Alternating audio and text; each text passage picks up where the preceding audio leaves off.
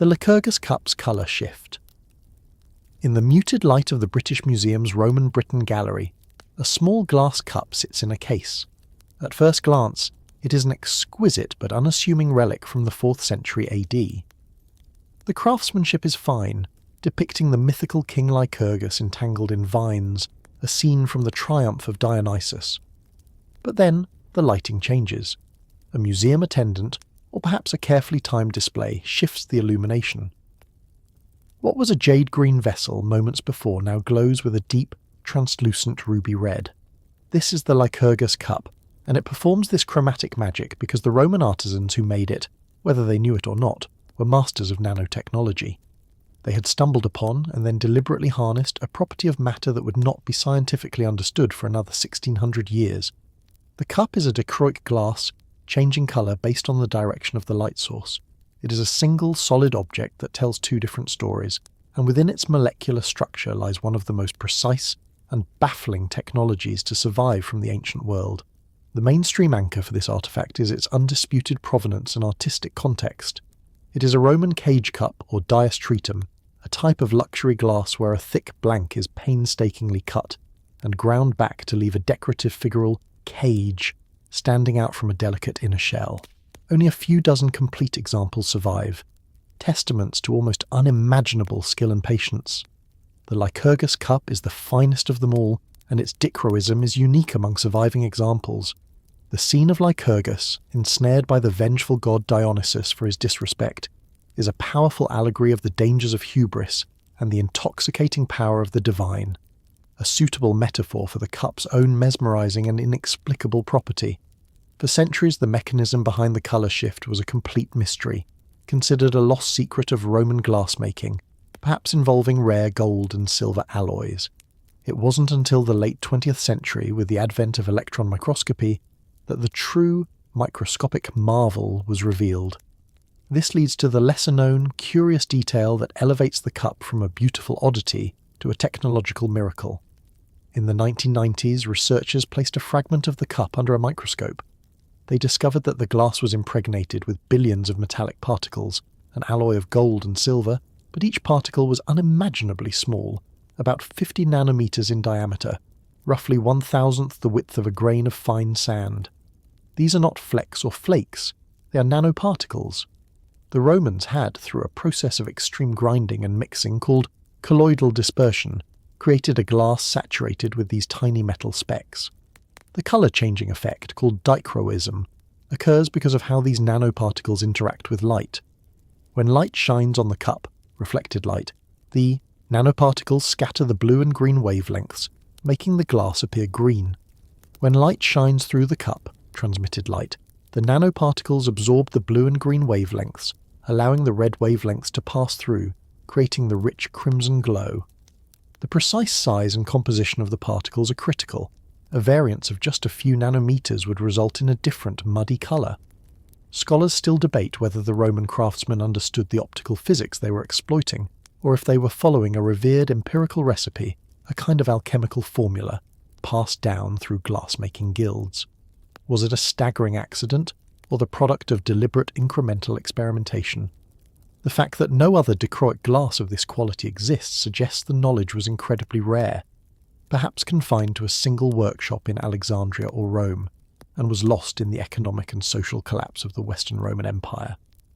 The recipe required not just the knowledge to create the nanoparticle alloy, but the skill to maintain the dispersion during the high-temperature glass-blowing process without the particles clumping together and ruining the effect. This was material science of the highest order, achieved without any conceptual framework for atoms, let alone nanotechnology. The Lycurgus cup, therefore, stands as a testament to a different kind of ancient genius. Not the grand engineering of aqueducts, but the meticulous, microscopic manipulation of matter. It represents a peak of artisanal technology, a secret locked in a recipe that vanished. Its dichroic property is a ghost of a process, a shimmering echo of a workshop where fire, sand, and precious metals were combined in a way that would not be replicated until the modern digital age. This idea of a singular, inexplicable material achievement, seemingly out of its time, finds a contrasting echo in a different form of forgotten engineering, not in delicate glass, but in the manipulation of colossal stone and gravity-defying iron. For our next mystery, we travel from the intimate glow of a Roman cup to the sun-baked coast of India, where a temple of staggering scale hints at a legendary suspension technology that challenges our understanding of ancient magnetism and construction. The iron beam of Konark's suspension. The Sun Temple of Konark, on the shores of the Bay of Bengal in Odisha, India, is a monument to scale and cosmic symbolism that defies belief. Built in the 13th century by King Narasimhadeva I of the Eastern Ganga dynasty, it was conceived as a gigantic stone chariot for the sun god Surya. Pulled by 7 horses and set upon 24 elaborately carved wheels, each about 10 feet in diameter. Today, the main Vimana, Sanctum Tower, has collapsed, leaving the Jagamohana, audience hall, as a soaring pyramidal shell of intricate sandstone sculpture. But amidst this ruins of this UNESCO World Heritage Site, a different, more prosaic object captures the imagination of engineers and historians. Lying on the ground near the base of the structure is a massive iron beam. It is over 30 feet long, with a cross-section of about 10 inches square, and weighs an estimated 30 tons. Its presence is not mysterious in itself. Iron clamps and beams were used throughout ancient Indian temple architecture for reinforcement. The mystery lies in a persistent local legend, and in the beam's presumed original location. Tradition states that this beam was not a mere support, but was once suspended in mid-air within the sanctum, held aloft by the power of giant magnets strategically placed in the temple's architecture. The mainstream anchor is the temple itself, one of the most magnificent examples of Kalinga architecture, and a documented feat of medieval Indian engineering. The construction involved over 1,200 artisans and took an estimated 12 years. The use of iron is well attested. The beam served as structural binders, locking together the massive stone blocks to help the temple withstand the cyclonic storms of the coast. The legend of the suspended beam is recorded in colonial-era accounts and local folklore. It states that the main sanctum, now collapsed, once housed a grand idol of Surya, and above it, this giant iron beam floated, held between powerful magnets embedded in the walls. The arrangement was said to be so precise that the idol itself, perhaps containing iron, would have been suspended in the magnetic field. This magnetic levitation was purportedly the temple's great secret and wonder. The legend further claims that the disruption of this delicate balance, by the removal of a key magnet, perhaps by Portuguese sailors in the 16th or 17th century, caused the beam to fall and destabilize the entire sanctum, leading to its eventual collapse. This leads to the lesser-known, curious detail that gives the legend a sliver of technical plausibility. India had a long and advanced history of metallurgy and a deep understanding of magnetism, known as Ayaskanta. Ancient Indian texts, including the Vishnudharmottara Purana, discuss the properties of the lodestone. Furthermore, the temple's alignment and design are profoundly astronomical, functioning as a precise solar calendar. The idea that its architects might have sought to demonstrate a celestial principle, such as planetary bodies suspended in the void of space, through a technological marvel is not out of character. Could they have engineered a form of magnetic suspension? Modern physics says it is theoretically possible to stabilize a ferromagnetic object in a magnetic field, but it requires precise control over the field's gradient and strength. For an object of 30 tons, the required magnets would have to be colossal and incredibly powerful, likely crafted from large lodestones. The engineering challenge of installing and aligning them within a stone structure, and then positioning the beam, borders on the superhuman. No physical evidence of such magnets has ever been found in the ruins. Scholars still debate whether the legend is a metaphorical explanation for the temple's collapse, blamed on foreign interference, a folk memory of a real but more conventional architectural wonder, or a complete fabrication. The beam's current location, horizontal on the ground, shows no signs of the unique wear or mounting points one might associate with suspension. The mainstream archaeological view is that the beam was always a horizontal lintel or a reinforcing bracket for the towering shikara, spire. Its legend, however, endures because it speaks to a human desire to see in the past a mastery over natural forces that seems magical. It transforms a colossal but understandable feat of ironworking and stonemasonry into a myth of lost super science. The iron beam of Konark, therefore, exists in 2 states, as a physical rusting artifact of impressive but conventional engineering, and as a ghost in folklore, representing a pinnacle of magnetic technology that likely never was. This dichotomy between tangible ruin and intangible legend is a powerful theme in the study of lost technologies. It forces us to separate engineering from mythology, while acknowledging that the latter often grows from a seed of the former. As we leave the sun-drenched coast of India, we journey to a colder, windswept landscape where the stones themselves bear witness to a different kind of inexplicable force, not magnetic levitation, but a heat so intense it turned fortress walls to glass. The vitrified forts of Scotland. Across the rugged hilltops and promontories of Scotland, and scattered through parts of France and Central Europe, lie the remains of ancient strongholds that hold a secret in their very fabric. These are the vitrified forts, Iron Age structures dating roughly from 700 BC to 300 AD, whose stone ramparts have been transformed, in whole or in part, into a crude, glassy slag. The most famous examples in Scotland include Tapo-Noth, Dunadir, and most notably, the mighty fort of Craigfadrig near Inverness. Walking the perimeter of such a site, one encounters a bizarre geological spectacle. The granite or sandstone boulders, which should be loose and stacked, are instead fused together in a conglomerate mass, often blackened and bubbled like volcanic rock. The stone has been melted. This vitrification is not a natural geological process on these hilltops. It is the result of a sustained and directed heat of extraordinary intensity. Heat far beyond the capability of a simple bonfire. For over 2 centuries since their proper identification in the 18th century, these forts have presented a puzzle. Who, and more importantly how and why, would someone in the British Iron Age generate temperatures exceeding 1100 degrees Celsius to melt the very walls of their own defences? The mainstream archaeological anchor for these sites is their Iron Age. Context, linked to the Celtic tribes of Pictish and pre-Pictish Scotland. They are impressive defensive structures, strategically placed, with vitrification typically found in the outer ramparts. The conventional and most widely accepted theory is that the vitrification was the catastrophic result of an attack. An enemy, or perhaps the defenders themselves in a last defiant act, set a colossal fire against the timber-laced ramparts. These ramparts were likely constructed using a murus gallicus, Gallic wall technique, a timber framework filled with stone rubble. If such a wooden framework caught fire and burned with enough ferocity and for enough time, it could theoretically generate sufficient heat to vitrify the surrounding stone, especially if the stone had a high feldspar content and the conditions were right. A strong wind-tunneled blaze fueled by additional combustible material. Proponents of this theory point to evidence of intense burning at many sites in the logical military context. The walls, once fused, would become unstable and crumble, not become stronger, suggesting the fire was an act of destruction, not construction. This leads to the lesser-known, curious detail that challenges the simple, accidental siege fire explanation. Experiments in the 20th and 21st centuries have repeatedly struggled to reproduce full-scale vitrification using only wood as fuel. Even with large quantities of timber stacked against stone, creating a sustained wind-fed inferno, researchers have often achieved only superficial sintering, a surface crust, on the stones, not the deep, thorough fusion seen at sites like Tapo-Noth.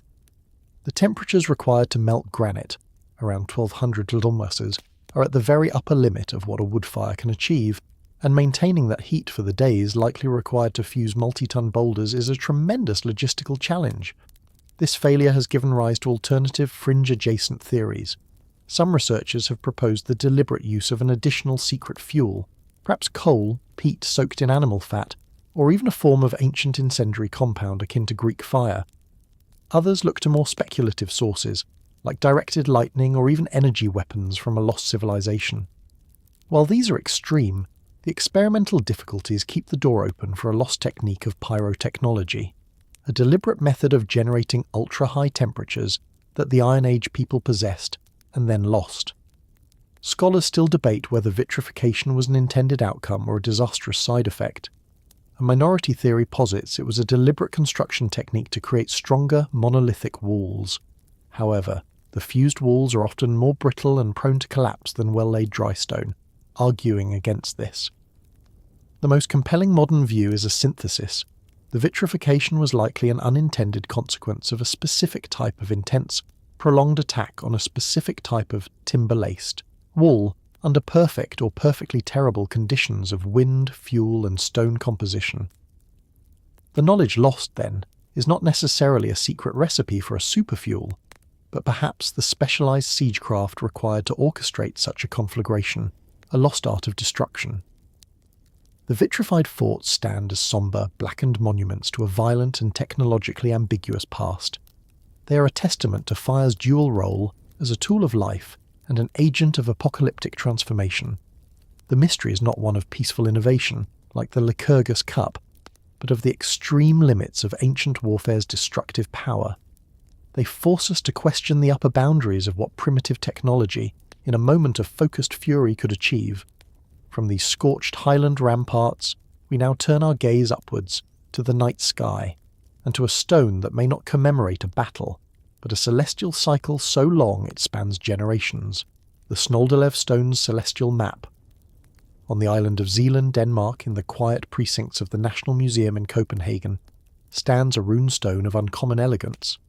The Snoldelev stone, dated to the 9th century AD, is a pillar of granite, topped with a carved three-faced head, a likely representation of the god Odin, or a local chieftain claiming divine ancestry.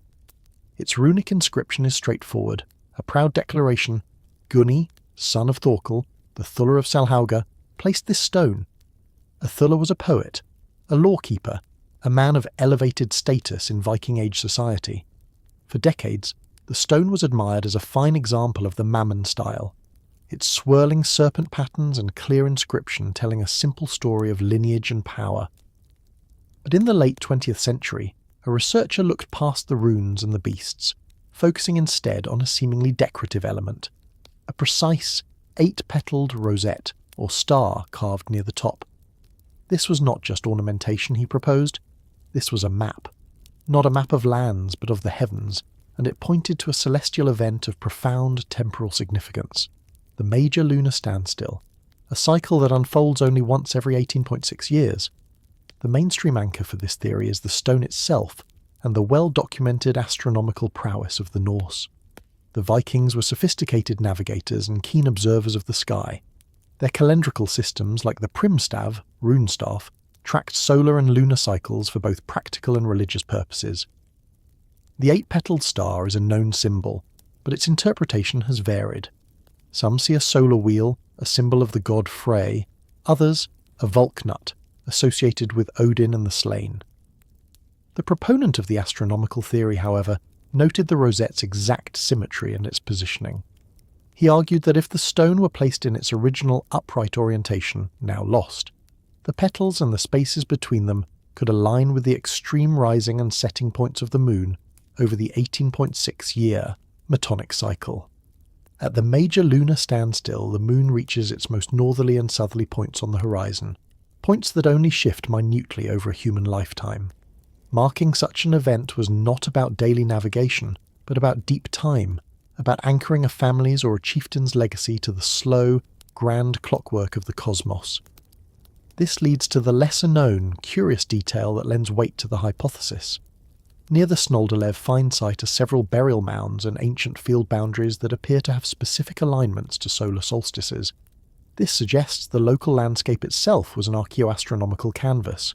For Thulla, a keeper of lore, history and myth, to commission a stone that encoded a long-term lunar calendar would be deeply appropriate. His role was to remember, to connect the present to the past and the earthly to the divine. What better way to signify that than to inscribe a personal memorial that also functioned as a public almanac for a generational cycle? The knowledge required to plot the major standstill is not trivial. It requires meticulous observation over decades, or the preservation of that observation across generations. This implies a formalized scholarly tradition of astronomy within pre-Christian Scandinavian society, one that was later overshadowed by the more famous myths of ravens and Valkyries. Scholars still debate whether the rosette is intentionally astronomical or purely iconographic, a symbol of status and divine connection without precise cartographic function. The argument hinges on whether the petal angles match the lunar azimuths with sufficient accuracy, a technical point that remains contested. Yet, even if the specific lunar map theory is not proven, the Snoldelev stone opens a window onto a different kind of lost technology, the technology of time binding. It represents a system for encoding long-term celestial knowledge in a permanent public medium, transforming a local chieftain's memorial into a cosmic landmark. This ability to think in multi-generational cycles and to embed that understanding in art is a sophisticated intellectual technology, one that wove together power, memory, and the rhythms of the universe. From this singular stone in Denmark, we make a vast geographical and cultural leap to the arid wastes of Western China. There, in the silent sands of the Tarim Basin, a different kind of preservation tells a story not of carved cycles, but of frozen moments, of people and textiles so perfectly preserved they seem to defy the very flow of time, posing a riddle of ancient movement and a lost mastery of the loom. The Tarim Basin's Caucasian mummies. The Taklamakan Desert of China's Xinjiang region is a sea of shifting sand, a place whose name translates ominously as place of no return. It was here, along the ancient Silk Road, that Chinese archaeologists in the 1970s and 80s began making discoveries that would upend traditional narratives of early Eurasian history. At sites like Kerugul, Churchen, and Jagunluk, they uncovered graves. In the dry, saline sand, they found not skeletons but mummies, bodies so naturally preserved by the arid climate that their facial features, hair, tattoos, and clothing were intact in stunning detail. The shock was not their preservation, but their appearance. These individuals, dating from 1800 BC to as late as 200 AD, had long noses, deep-set eyes, and light hair. They were unmistakably of European or Caucasoid ancestry. They were dressed in brightly coloured woolen textiles, twills, plaids, and tartans that looked astonishingly Celtic, and felted hats. The most famous, the beauty of Lulan and the Chechen man, seemed to have stepped out of a Bronze Age village in the Caucasus or the Alps, yet they were buried thousands of miles to the east, in what is now Western China.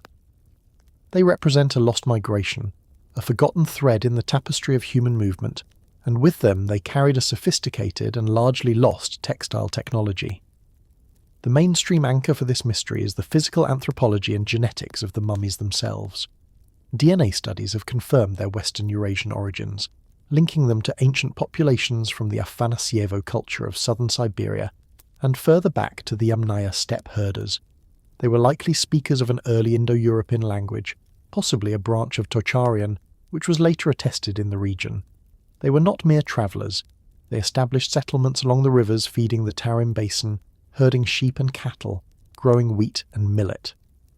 Their existence proves that the Silk Road corridors were traversed by diverse peoples millennia before the formal establishment of the trade route. The Chinese historical records from later periods speak of strange, tall, light-haired people in the western regions, often called the Yuezhi or the Tocharians, whom these mummies may represent. Their sudden appearance in the archaeological record and their eventual disappearance through assimilation or conflict is a documented historical process, albeit one that is still being pieced together. This leads to the lesser-known, curious detail that lies in their material culture, specifically their textiles. The Tarim Basin mummies are clothed in some of the most advanced and colourful woven garments of the Bronze Age. They wore cloaks, leggings, and skirts in intricate plaids, with vibrant hues of red, blue, and green derived from madder, indigo, and other dyes. The weaving techniques, including sophisticated twills and tartans, show a mastery of the loom that was equal to, and in some cases predates, similar techniques in Europe. The Chechen man even wore a red and blue plaid that is arguably the world's oldest known tartan.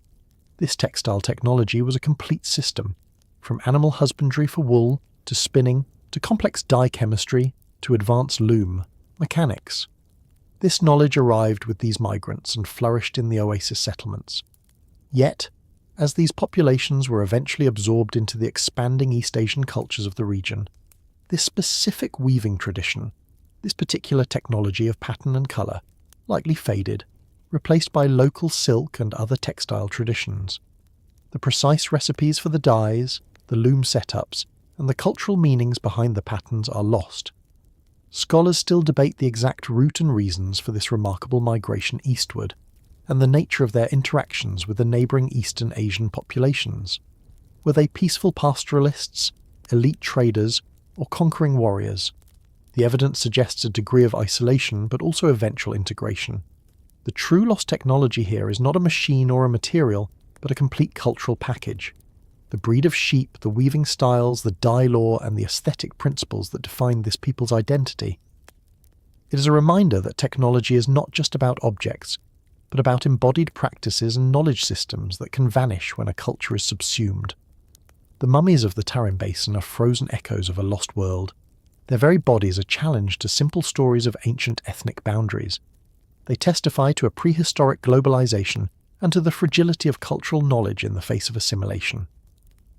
From these silent, woven figures in the desert, we journey to one of the most isolated places on Earth, an island where a later, desperate culture developed a ritual of such extreme peril that it claims a different, intangible technology, a form of communication that transcended words and distance. The Rapa Nui Birdman cult's telepathy.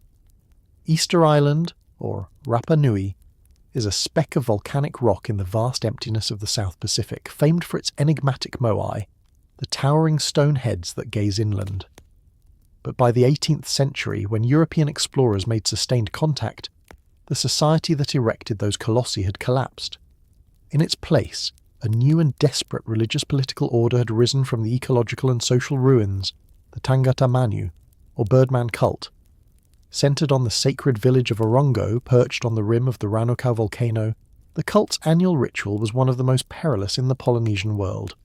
Each spring, champions, Hopu, chosen by competing clan leaders, would descend the sheer 300-metre cliffs of Ranokau, swim through shark-infested waters to the islet of Motu Nui, and await the arrival of the sooty terns. The first to find a freshly laid egg of the migratory bird would secure it in a special headband, swim back, and scale the cliffs. His patron, the clan leader, would then be declared the Tangata Manu, the Birdman, for the following year, vested with sacred authority and temporal power. Yet, woven into the accounts of this extreme physical trial is a curious, less tangible claim. According to some early ethnographers and oral histories, the Hopu on Motu Nui did not just wait passively.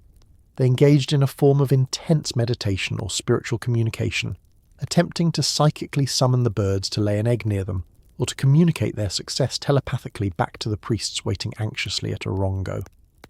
The mainstream anchor for this is the well-documented ritual at Orongo, recorded by missionaries and early ethnographers in the late 19th and early 20th centuries. The site itself is an archaeological marvel. Stone houses built into the cliffside and hundreds of petroglyphs carved with the Birdman motif, a human figure with a bird's head and a frigate bird's curved beak. The cult is understood as a socio-political adaptation to the island's catastrophic deforestation and resource depletion.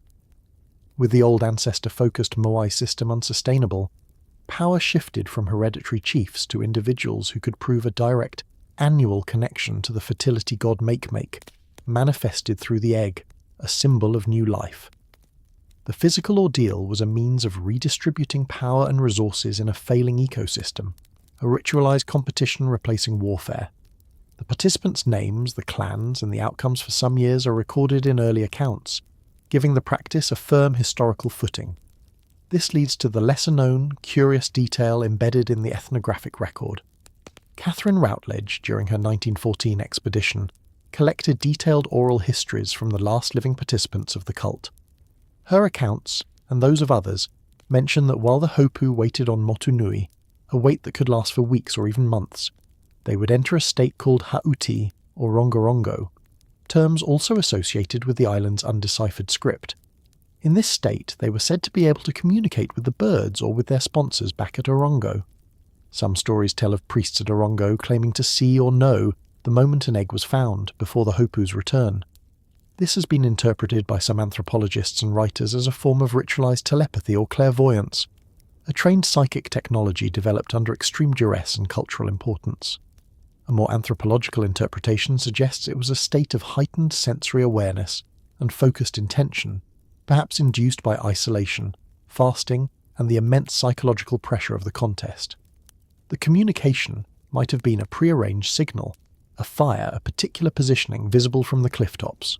Scholars still debate whether these accounts reflect a genuine belief in non-verbal communication as a real, trainable skill, or are metaphorical descriptions of hope, anxiety, and ritual focus. In a culture with a unique script, Rongorongo, that may have been used mnemonically for sacred chants. The line between the spoken word, the written symbol, and perceived spiritual communication may have been blurry. The technology here, if it existed, was a psychological one, a method of focusing the mind and intention to such a degree that it was believed to influence the external world or bridge physical distance. This is a form of lost knowledge far more ephemeral than a weaving technique or a metal recipe. It is a lost state of being, a trained mindset for which we have only second-hand descriptions. The Birdman cult's purported telepathy represents the outermost edge of what we might consider a lost technology. It moves from the manipulation of matter to the alleged manipulation of mind and perception. It speaks to the human capacity to develop extreme mental practices in response to extreme environmental and social pressures. Whether literally true or powerfully believed, it completes a picture of a society that turned from moving mountains of stone to mastering the cliffs of their island and the depths of their own consciousness in a fierce struggle for survival. From this isolated Pacific drama of mind and egg, we return to the solid, enduring mystery of matter, to an iron column in India that has withstood corrosion for centuries, posing a metallurgical puzzle that modern industry still admires.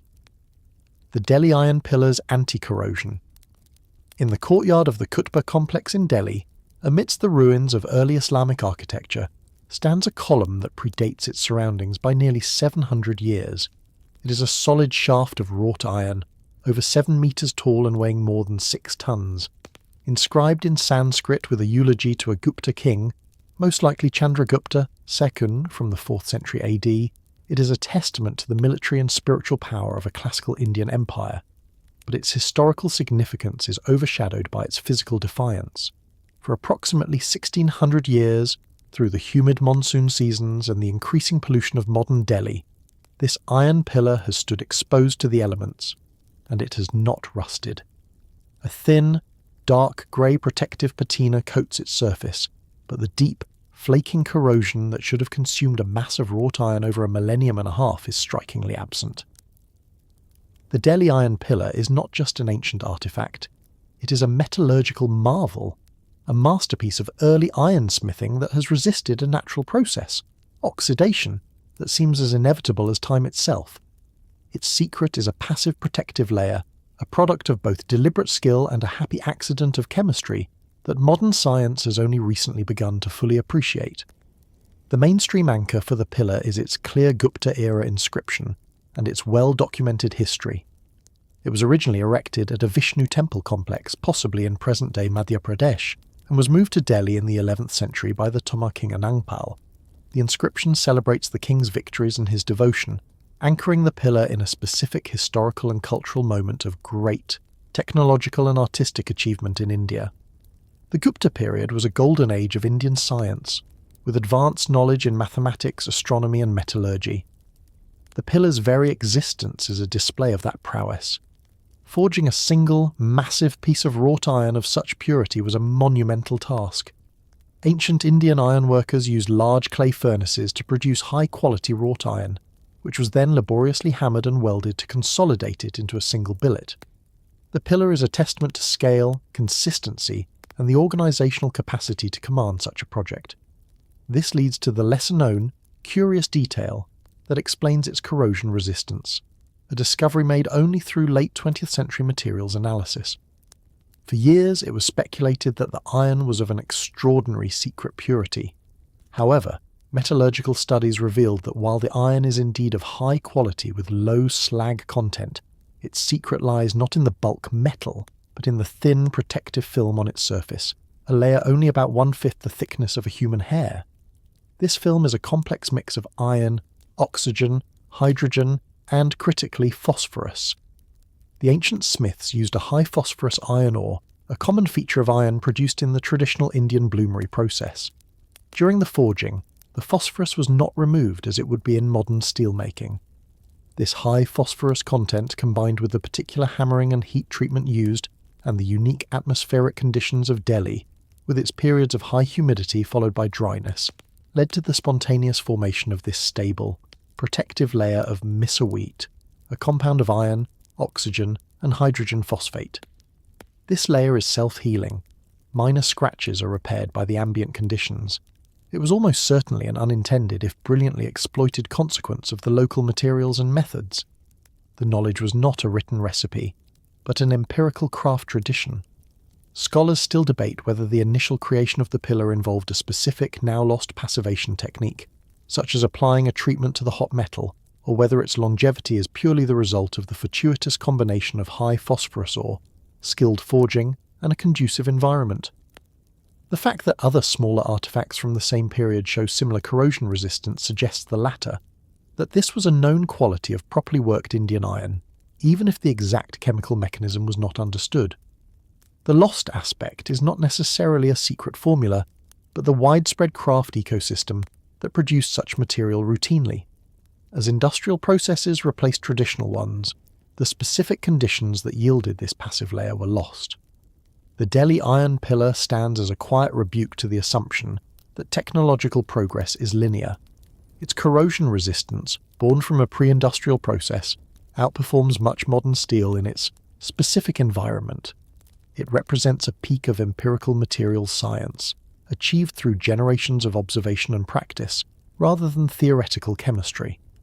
It is a monument to the intelligence of the hand and the forge. From this enduring sentinel of iron, we travel north to a remote and barren landscape, where stones were arranged not for endurance, but for a purpose that seems to spiral inward, perhaps guiding the mind on a journey as perilous as the birdman's swim. The stone labyrinths of Bolshoi Zayatsky. On the wind-scoured shores of Bolshoi Zayatsky, one of the Solovetsky Islands in the White Sea of Arctic Russia, the landscape holds a silent, geometric secret. Scattered across the treeless turf are intricate patterns of boulders, painstakingly arranged into spiralling concentric labyrinths. There are over 30 of them here, with hundreds more found across the North Atlantic coasts from Scandinavia to Iceland. These are not the tall, hedge-walled puzzles of Greek myth, but low, single-path designs known as classical or Cretan labyrinths, a single, winding route that leads inevitably to a centre and back out again.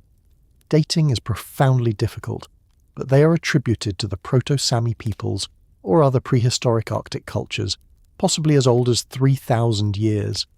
Their construction in such a remote, inhospitable place is a mystery in itself. But the greater enigma is their purpose. They were not defensive works, not foundations for dwellings, not livestock enclosures. The most compelling theories suggest they were not for the body to traverse at all, but for the mind. They may have been ritual tools designed to guide consciousness on a journey, a technology for navigating altered states, for trapping spirits, or for symbolizing the perilous path to the underworld and back. The mainstream archaeological anchor is the physical site and its broader cultural context within Northern European prehistoric stone settings. The labyrinths on Bolshoi Zayatsky are often found near burial mounds and other ceremonial stone structures, placing them firmly in a ritual landscape. Similar labyrinth motifs appear in rock carvings and later in medieval church floors across Europe. The most widely accepted anthropological explanation is that they were symbolic traps for malevolent spirits or the souls of the dead. The convoluted path would confuse and entrap them, protecting the living. Alternatively, they could have been used in initiation rites, where an individual would walk or crawl the path as a metaphor for a difficult journey, a rebirth, or a quest for knowledge. In Arctic fishing communities, there are historical accounts of labyrinths being used by fishermen. Walking the path was believed to ensure a good catch or favourable winds, essentially a form of sympathetic magic to control the unpredictable sea. This practical, yet ritualistic application fits a culture living on the edge of survival, seeking to impose order on chaotic natural forces. This leads to the lesser-known, curious detail that connects these stone patterns to a potential technology of the mind. Some researchers, drawing on comparative ethnography and the study of shamanic practices, propose that the labyrinths were not meant to be walked physically, but visually. A shaman or ritual participant, possibly in a state induced by fasting, rhythmic chanting, or psychotropic substances, like the famed fly agaric mushroom native to the region, would fix their gaze on the pattern. The concentric winding design has a known optical effect. It can draw the eye inward, inducing dizziness, a trance state, or a sense of disorientation. In this altered state, the shaman's spirit could be believed to travel the path to the other world. the centre representing the axis mundi, the connection between worlds. The labyrinth was a permanent physical map for a non-physical journey, a tool to catalyse and direct a psychic voyage. This interpretation frames the labyrinth not as art or simple ritual, but as a sophisticated psychological instrument, a piece of cognitive technology designed to interface with the human nervous system in a specific, culturally valued way. Scholars still debate whether the labyrinth's primary function was apotropaic, to ward off evil, practical magical, to control weather or hunting, or entheogenic, to facilitate spiritual travel. The lack of associated artifacts or contemporary written records makes definitive conclusions impossible. Yet their widespread and enduring form, the classical seven-circuit labyrinth, suggests the knowledge of its effect, whether spiritual or psychological, was transmitted across vast distances and millennia. This was a lost technology of symbolic geometry, where the arrangement of stones was believed to have a direct efficacy on the world, either by trapping spirits, directing thought, or influencing fate. The stone labyrinths of the Arctic coast stand in stark contrast to the monumental practical engineering of the iron pillar. They represent a technology of abstraction and belief, where the product is not a durable material, but an intended mental or spiritual outcome. They are fragile in meaning, though their stones endure. From these cold, spiral paths on the edge of the world, we delve into a different kind of crafted environment, one not under the open sky, but carved deep into the earth, where the intended effect was not disorientation, but its precise opposite, an engineered, profound and unsettling silence. The Longyou Caves echo cancellation. Beneath the quiet farmland of Longyou County, in China's Zhejiang province, lies a subterranean world that should not exist. In 1992, local farmers, draining ponds in the belief they were natural, uncovered the entrance to an enormous hand-carved cavern. This led to the discovery of not one, but 24 such caves, each a monumental, artificial grotto spanning thousands of square metres, with ceilings supported by colossal, uniformly carved pillars. Dating estimates, based on weathering and tool marks, place their construction in a bafflingly early period, perhaps as far back as the 2nd century BC, before the Qin dynasty. The sheer scale is staggering. Over 30,000 cubic metres of solid sandstone were painstakingly excavated and removed, with no historical record of the project or its purpose. But beyond the mystery of their creation lies another, more subtle enigma. Inside these vast, resonant spaces, one would expect thunderous echoes. Yet visitors and acoustic engineers have noted a peculiar phenomenon. The caves possess remarkable acoustic properties. While sound carries clearly, the chaotic, booming reverberation typical of such large stone chambers is oddly muted. The surfaces, the angles of the pillars, the precise geometry of the space, they seem to have been shaped not just for structural integrity, but to manipulate sound. It is as if the ancient engineers designed these caves not only to stand up, but to quiet down. The mainstream anchor for this site is the physical caves themselves, a documented and awe-inspiring archaeological discovery. The construction technique is evident in the uniform chisel marks covering every surface, archaic, parallel lines made by a handheld tool, ruling out later or mechanized origins. The caves follow a consistent architectural logic: stepped ceilings, slanted supporting pillars, and pools of water at consistent depths. They are not natural cast formations adapted by humans. They are purely artificial, carved from the top down, a method requiring extraordinary planning to avoid collapse. The most common theories for their purpose are pragmatic. Perhaps they were quarries for a massive lost building project, or secret imperial storage facilities, or even defensive bunkers. Yet, the elaborate, consistent decoration of every surface with chisel patterns, the preservation of pillars that a mere quarry would have removed, and the complete absence of any historical mention argue against a purely utilitarian origin. The scale suggests state-level organisation, yet the historical silence is deafening. This leads to the lesser-known, curious detail that fuels the acoustic hypothesis. Researchers measuring the caves have found that the specific angles of the walls and ceilings, particularly the consistent 45-degree slant of many surfaces, act as effective sound diffusers. Instead of sound waves reflecting directly back to create a loud echo, a specular reflection, they are scattered. The parallel chisel marks themselves, covering every inch, may function as a primitive but effective form of diffraction grating, further breaking up sound waves. The result is a space where speech remains intelligible across distance, but where the space does not roar with ambient noise. In a pre-scientific culture, this acoustic effect might have been discovered empirically. Perhaps the builders noticed that certain shapes produced a more comfortable or reverential sound, and they replicated it. The purpose could have been ritualistic, to create an ideal acoustic environment for chanting, oracle pronouncements, or musical performance where clarity was paramount, not reverberant grandeur. The caves might have been designed to silence the earth itself, to create pockets of focused human sound within the silent stone.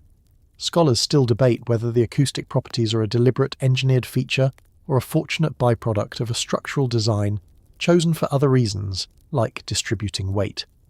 The complete lack of textual or artistic context makes it impossible to know.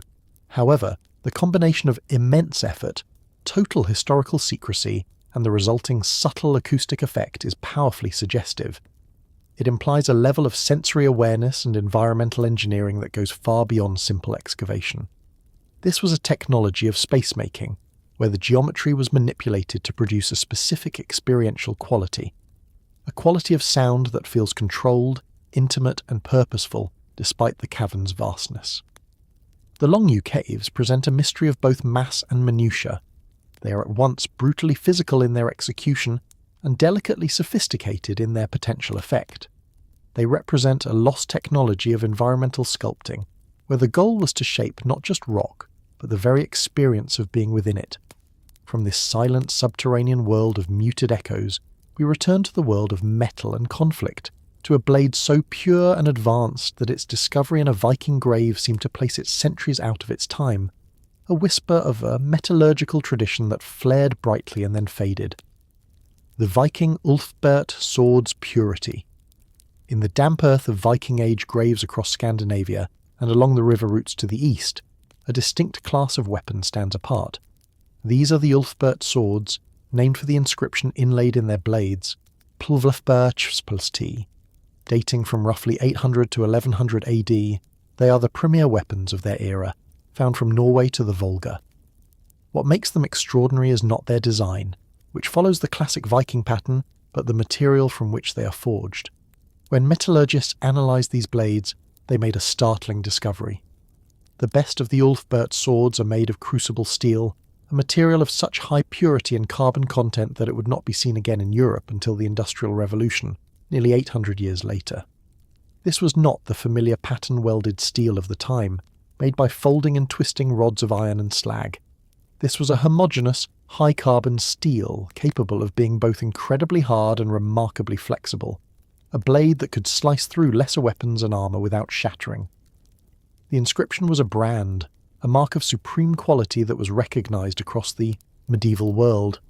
But the source of this steel, and the knowledge of how to work it, vanished from Europe as mysteriously as it appeared. The mainstream anchor for the Ulfberht phenomenon is the swords themselves. Over 170 have been found, and their clear geographical and temporal placement in the Viking Age.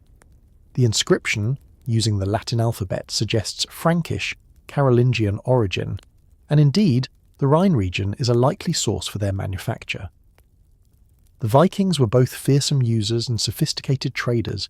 They did not necessarily make the finest swords they used, but they acquired them, often through trade or payment, Danegeld, from the Frankish kingdoms. The Ulfberht was a status symbol and a tool of the elite, a technological import as valuable as silk or spices.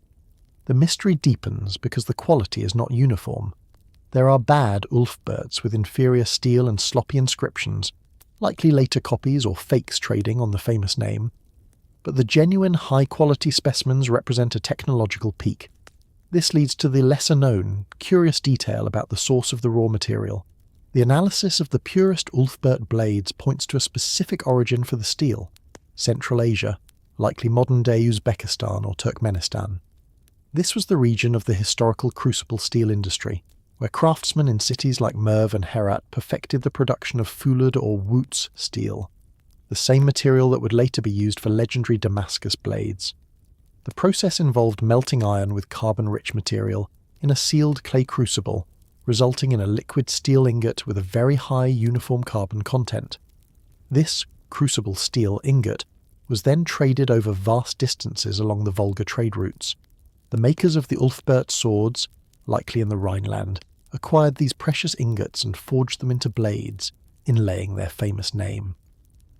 The knowledge lost, then, was not necessarily the forging skill of the Frankish smiths, but the supply chain and the specific metallurgical knowledge of crucible steel production, which remained a closely guarded secret in Central Asia, and, for Europe, a temporary import that dried up when political upheaval or trade route shifts cut off the supply.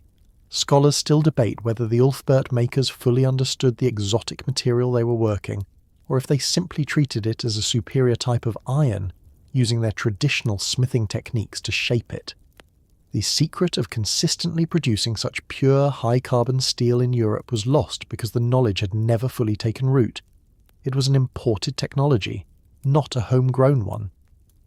With the fragmentation of the Carolingian Empire and the eventual shifts in trade, the supply of crucible steel ingots ceased, and the ability to make blades of that quality disappeared from Europe. The recipe, the technology, remained alive far to the east, where it would later dazzle crusaders in the form of Damascus steel, a story we have touched on before in a different context. The Ulfbert sword, therefore, is a testament to the fragility of technological networks in the ancient and medieval world. It represents not a single lost recipe, but a lost connection, a rupture in a globalized trade and knowledge network that spanned from the mines of Central Asia to the forges of the Rhine and the graves of Norse chieftains. It is a prime example of a technology that was used but not fully owned by a culture, leaving behind artifacts that seem anachronistic. From this fleeting peak of European metallurgy, we step back even further in time to a Neolithic Europe where people without metal, without writing, assembled massive timbers to create one of the world's oldest known observatories, tracking the sun with a precision that speaks of a different kind of mastered knowledge. The Goseck Circle's Solar Observatory. In a wheat field near the town of Goseck in eastern Germany, a pattern emerged from the sky. Aerial surveys in 1991 revealed the faint circular ghost of a structure beneath the crops. Excavation confirmed it was no natural formation, but one of the earliest and most precise solar observatories in the world, the Goseck Circle. Constructed around 4900 BC by people of the Neolithic stroked pottery culture, it predates Stonehenge by over 2 millennia. It consisted of 4 concentric rings, a ditch, a palisade of wooden posts, and 2 inner rings of taller posts, all accessed through a single narrow gate. Its design was simple, yet its intent was profound. The 2 southern gates aligned perfectly with the sunrise and sunset of the winter solstice, while the northern gate framed the sunrise and sunset of the summer solstice. On the shortest day of the year, the sun would rise directly through one southeastern gate, traverse a low arc across the sky, and set directly through the corresponding southwestern gate, its light framed by the narrow timber apertures for an observer standing in the exact centre. This was not a temple in the conventional sense. It was a calibrated instrument, a massive wooden computer for marking the solar year's pivotal turnings. The mainstream anchor for Goseck is its physical archaeology and its place within a wider phenomenon. It is one of over 150 circular enclosures discovered across Central Europe, though one of the oldest and most astronomically precise. The construction required coordinated labour and a sophisticated understanding of geometry and celestial motion. The society that built it was agrarian, growing emmer wheat and raising cattle. Their survival depended on an intimate knowledge of the seasons, when to plant, when to harvest, when to breed livestock. The Goseck Circle codified this knowledge in monumental form, turning an annual celestial event into a communal ritualized spectacle. It fixed the calendar in the landscape, providing a reliable public reference point that transcended individual memory. The presence of animal bones, pottery, and evidence of feasting suggests that the solstice events were marked with ceremony, linking the cosmological cycle to social cohesion and perhaps the authority of a priestly or chiefly class. This leads to the lesser-known curious detail found during the excavation: human remains. Within the enclosure, archaeologists discovered the disarticulated bones of several individuals, showing signs of ritual deposition. This suggests the circle's function was not purely calendrical or celebratory. it had a darker, sacrificial or funerary aspect. The alignment with the solstices, particularly the winter solstice, the symbolic death and rebirth of the sun, may have been intimately tied to concepts of death, ancestry and renewal. The knowledge encoded in Gosek, therefore, was not just astronomical, but cosmological. It wove together time, the heavens, the Earth's fertility, and the human life cycle into a single unified system. The technology here was a socio-ritual one, the ability to use architecture to bind celestial mechanics to human society's practical and spiritual needs. The precise method of establishing the alignments, how they achieved such accuracy with simple tools, is a lost practical skill of Neolithic surveyors. Scholars still debate whether the primary function of Gosek and similar circles was as an observatory, a ceremonial space for solar worship, a fortified settlement, or all of these combined. The single narrow gates are poor for defence, but perfect for controlling access and framing celestial sight lines, supporting a ritual interpretation. The loss is not of a single technique, but of the complete worldview that made this structure necessary and meaningful. When the stroked pottery culture was absorbed or displaced, their specific tradition of building these solar circles faded. The knowledge of how to use Gosek, the chants, the rituals, the specific social rules enacted within its palisade, vanished entirely, leaving only the post holes and the silent, enduring alignments. The Gosek circle represents a foundational technology of civilization, the monumentalization of time. It marks the moment when humans stopped merely observing the sky and began building permanent machines to track it, to ritualize its cycles, and to root their community in its predictable rhythm. It is a technology of memory cast in earth and timber. From this ancient European calendar, we plunge into a different element, water, and to a site where the monument is not above ground, but submerged, prompting a contentious debate about whether the lines and angles we see are the work of nature or the drowned handiwork of humans from a time when sea levels were profoundly lower. The Yonaguni monument's submerged steps, off the southernmost tip of Japan, near the island of Yonaguni, the East China Sea conceals a formation that blurs the line between geology and archaeology. At a depth of about 25 metres lies what appears to be a massive stepped terraced structure, with flat parallel faces, sharp 90-degree angles, and what look like carved pillars, staircases, and even a triangular pool. Discovered in 1986 by a local diver, the Yonaguni Formation, often called the Yonaguni Monument, immediately sparked controversy. To some geologists, it is a spectacular example of natural sandstone weathering. The region is seismically hyperactive. The stone is prone to fracturing along natural bedding planes, and strong underwater currents can erode it into remarkably regular blocky shapes. They point to similar, albeit smaller, formations on the nearby cliffs.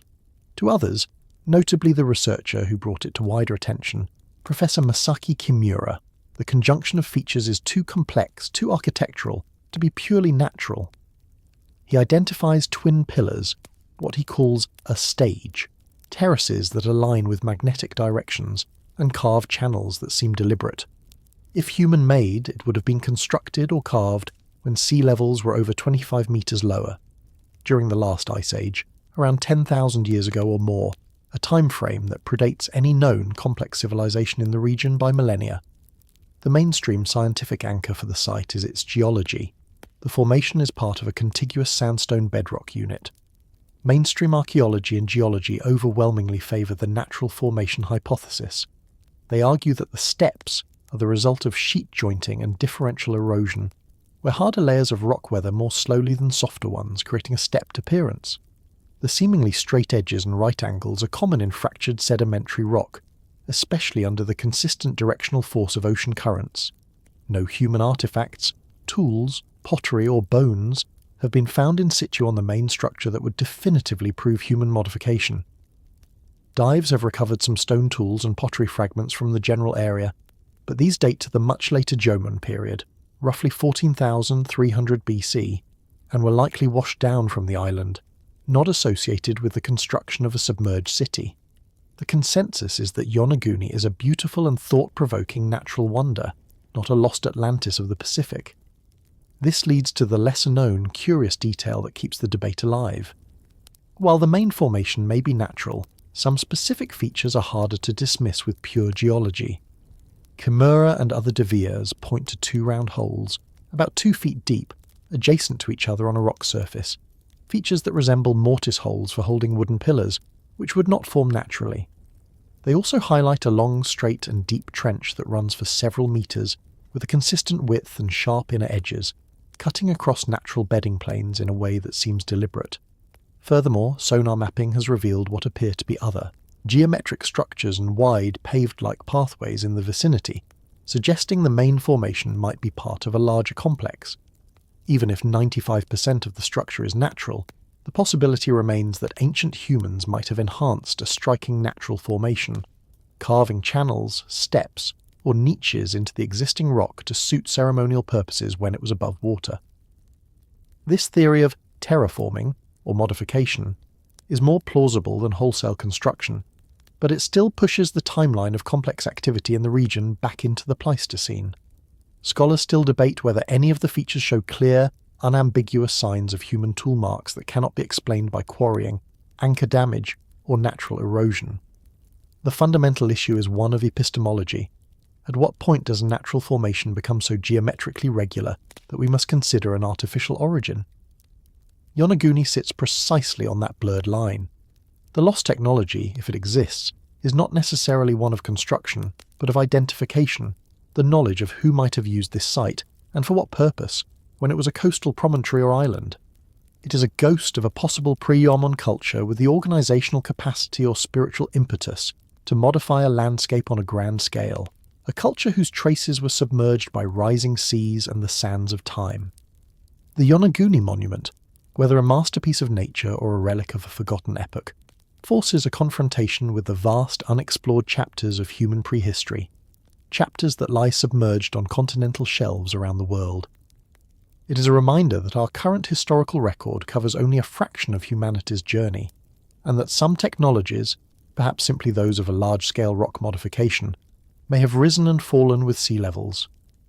From this ambiguous underwater landscape we return to the dry desert of Peru, to lines drawn not in water, but on a vast stony canvas where the mystery is not in the third dimension, but in the meaning of two-dimensional patterns visible only from a god's eye view. The Nazca Line's hydrological code. The Pampa de Jumana, a high, arid plateau in southern Peru, is a canvas of unparalleled scale. Etched into the dark, iron oxide-coated desert pavement are the Nazca Lines, hundreds of geometric lines, trapezoids, spirals, and colossal biomorphic drawings of a hummingbird, a spider, a monkey, and a humanoid figure known as the astronaut. Created by the Nazca culture between 500 BC and 500 AD, they were made by simply removing the darker surface stones to reveal the lighter subsoil beneath. Their survival is due to the region's minimal wind and rain. For nearly a century since their discovery from the air, their purpose has been fiercely debated. The mainstream and most widely accepted theory, championed by archaeologist Johann Reinhard, is that they were ritual pathways related to water and fertility. The Nazca existed in one of the driest places on Earth, where water was life itself, channeled from the Andes via underground aqueducts called puquios. The lines, this theory holds, were walked upon during ceremonies to invoke the mountain deities, Apus, to send life-giving water. The glyphs may have represented constellations or animals associated with water in Nazca cosmology.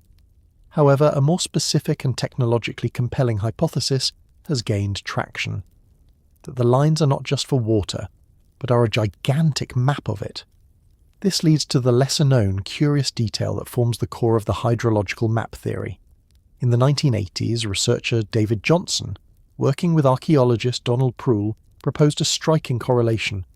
By meticulously mapping the lines and geoglyphs, they found that many of the long, straight lines and trapezoids pointed directly to sources of subsurface water, emerging as springs or feeding the Puquios system. Furthermore, the specific shapes of the animal glyphs may have corresponded to the types of water sources or the specific territories of clans responsible for maintaining them. The spider, for instance, could symbolize rain or water, while the hummingbird might be linked to a specific underground watercourse. In this interpretation, the Nazca Lines were a sophisticated, monumental cartographic system, a water atlas for a desert civilization. The knowledge encoded was vital for survival. It marked ownership, indicated maintenance responsibility, and perhaps even guided the construction of new pukios. This was a technology of resource management on a landscape scale, a communal database etched into the earth itself, readable only to those who understood the code. Scholars still debate whether the alignments with water sources are statistically significant or coincidental, given the sheer number of lines and the numerous water seeps in the foothills. Critics of the hydrological map theory argue that the Nazca could have marked water sources with far less effort, and that the line's primary function was undoubtedly religious and ceremonial. Yet, these purposes are not mutually exclusive. In a culture where water was divinity, a map of water sources was a sacred text. A ritual walk to invoke water was a practical necessity. The lost technology is not in the making of the lines, which is simple, but in the systematic knowledge that dictated their placement. It was a blend of hydrogeology, surveying, and cosmology, a form of landscape engineering where every scrape in the desert held layered meaning, practical, social, and divine. The Nazca lines thus represent a pinnacle of geoglyphic technology, where a civilization transformed its entire territory into a legible, ritual instrument. They are a testament to human ingenuity in the face of environmental extremity, a solution for encoding and transmitting critical knowledge across generations without a written script. The meaning faded with the Nazca culture itself, possibly due to climactic shifts that finally overwhelmed their hydrological systems, leaving behind a puzzle that only makes sense when we consider the most precious resource in a desert. Not gold, but water. From this vast aerial manuscript in Peru, we journey to a much smaller but no less contentious discovery, buried deep within the solid rock of the English countryside, where an object found in a 19th century mine shaft challenged the very timeline of human technological development. The Cumbrian drill core's metallic threads. In June 1844, in the depths of the Murchison mine near the town of Keswick in Cumbria, England, miners were extracting rock from a layer of hard, ancient stone known as the Old Red Sandstone. This geological formation dates to the Devonian period, roughly 400 million years before the present. As was common practice, they were using a steam-powered percussion drill to bore a blasting hole. When they withdrew the drill, they found something peculiar wrapped around the coring rod.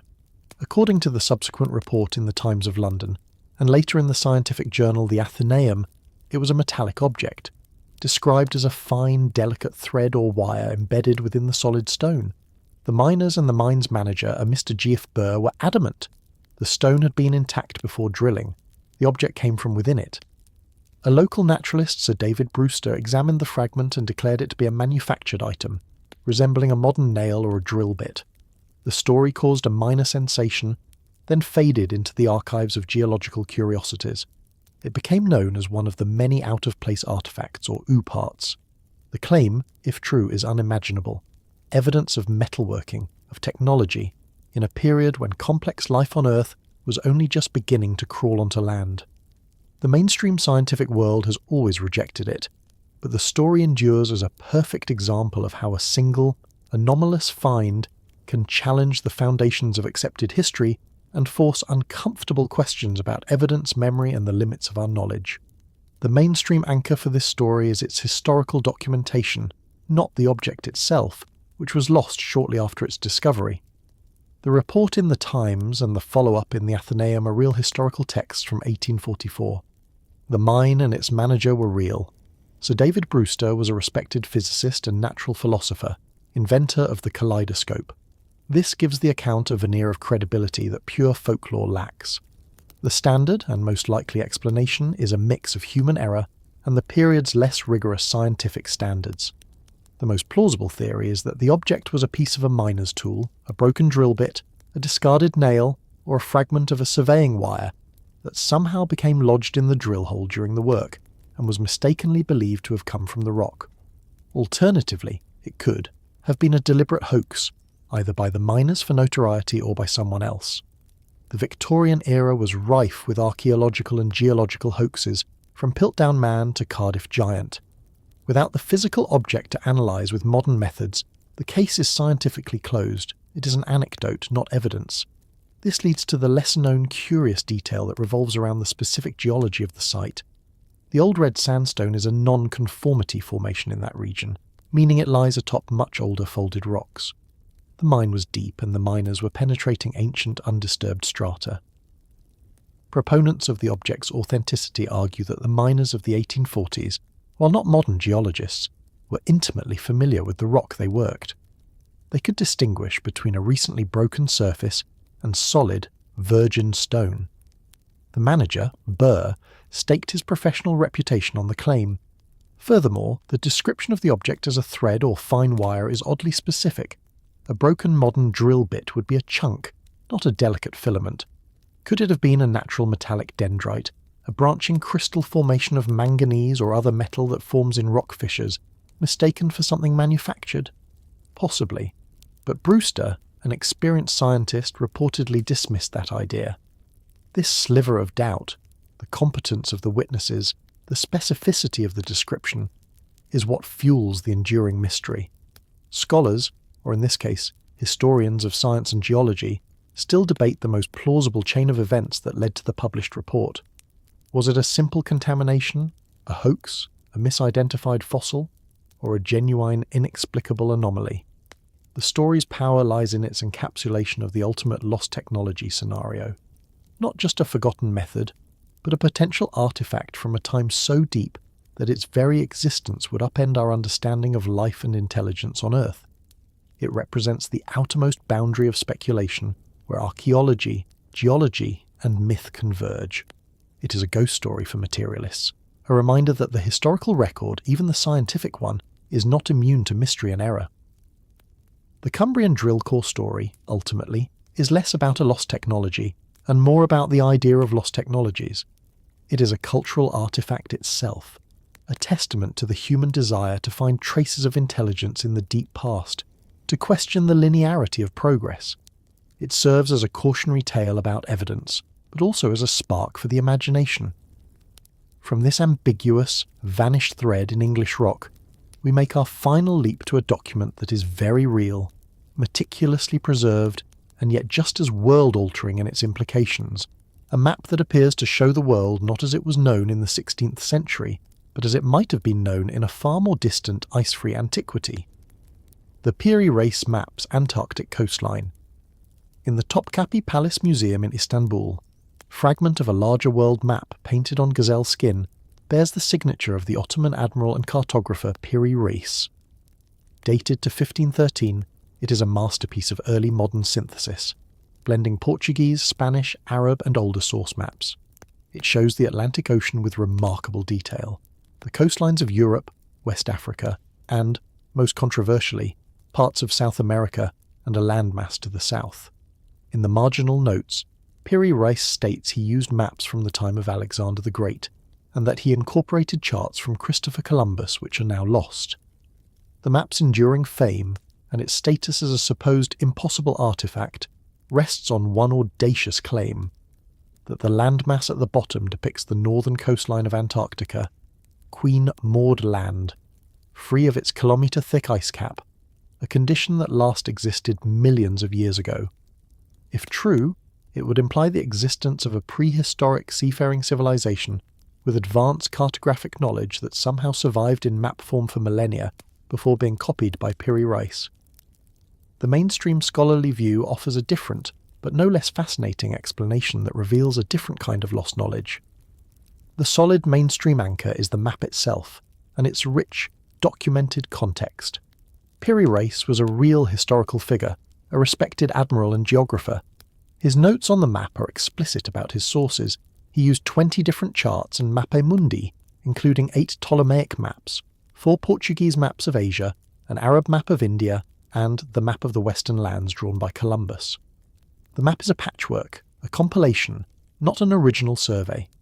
The controversial southern land mass is far more likely a speculative or misinterpreted depiction of Terra Australis Incognita, the unknown southern land, a theoretical continent that had been part of cartographic tradition since Ptolemy, included to balance the landmass of the northern hemisphere. To 16th century cartographers, it was a placeholder, often drawn with a rough, imagined outline.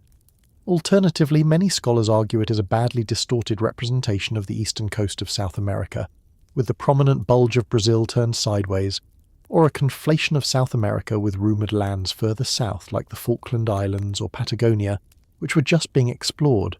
This leads to the lesser-known, curious detail that complicates a simple dismissal. In 1960, a cartographer named Charles Hapgood, while championing the radical Antarctica theory, had the map examined by the US Air Force's Cartographic Division. The officer who reviewed it, Captain Lorenzo W. Burrows, reportedly stated that the lower landmass appeared to show the actual subglacial topography of Antarctica, matching seismic survey data that had only recently been compiled in the 1950s.